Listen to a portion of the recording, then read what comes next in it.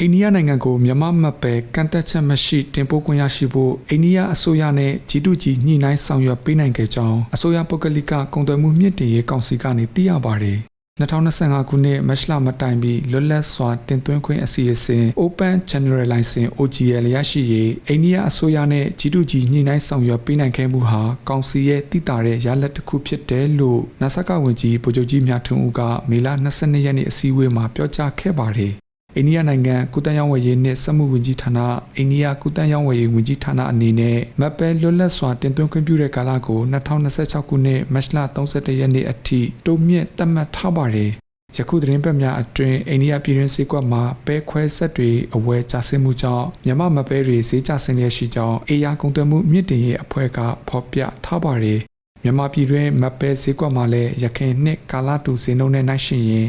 မပဲဈေးနှုန်းတွေကျဆင်းလျက်လည်းရှိပါတယ်။စိုက်ပျိုးထုတ်လုပ်မှုကုန်ကျစရိတ်မှာရခိုင်နှစ်ကထက်ပိုမိုကြီးမြင့်နေတာကြောင့်မပဲဈေးအတက်ကိုမျှော်လင့်နေကြောင်းမပဲစိုက်တောင်သူတွေကပြောကြပါတယ်။အိန္ဒိယနိုင်ငံအနေနဲ့ရခိုင်ဘဏ္ဍာနှစ်ထက်ယခုနှစ်မှာမပဲတင်သွင်းမှု31%ပိုမိုတင်သွင်းထားပြီးဂျာတီဥရုအခြေအနေကြောင့်အိန္ဒိယမပဲစိုက်ပျိုးထွက်ရှိမှုကျဆင်းနိုင်လို့ရေရှည်မှာမြန်မာမပဲဈေးနှုန်းပြန်လည်မြင့်တက်လာနိုင်ကြောင်းလည်းမပဲရောင်းဝယ်သူတွေထံကသိရှိရကြောင်းပါခင်ဗျာ